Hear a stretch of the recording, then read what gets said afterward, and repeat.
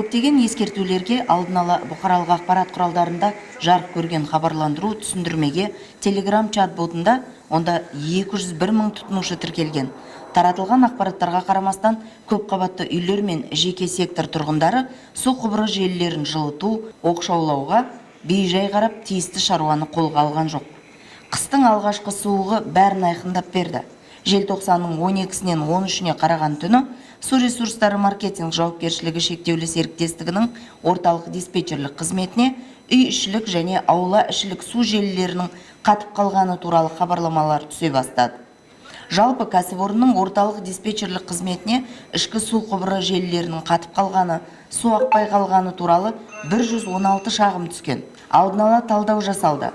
Ол көрсеткендей, көп қабатты үйлердің кіреберістерінде терезелер мен есіктер жабылмаған. Жер үйлерде де жер бетіне жақын орналасқан және үй-жайларда жүргізілген, аула аумағында таяз төселген құбырлар жылытылмаған, оқшауланбаған. Көшелердегі құбырлардың кейбірі суыққа қатып қалғаны байқалды. Сумен қамтуды қалпына келтіру үшін мұндай үйлерде апатты бригадалар түнгі сағат 2-ге дейін жұмыс істеді. Естеріңізге сала кетейік, үй ішіндегі желінің жарамдылығы үшін тұрғындардың өзі жауапты. Яғни, су және кәріз желісін қысқы суыққа кешенді дайындауға міндетті. Су ресурстары маркетинг кәсіпорынның мамандары жыл бойы қыс мезгіліне дайындалу қажеттігін ескертіп, көп қабатты үйлердің тұрғындары арасында түсіндіру жұмыстарын жүргізді. Осы мәселені оңды шешуде жан-жақты қолдау және нәтиже болу үшін тиісті хаттар бейінді мемлекеттік органдарға да жіберілген. Барлық мүдделі тараптарды тарта отырып, дөңгелек үстел басында жиналып, мәселе қарастырылды.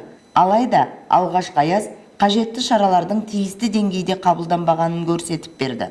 Мұның бірден-бір себебі көп қабатты үйлерде өзін-өзі басқару органдарының құрылмағаны.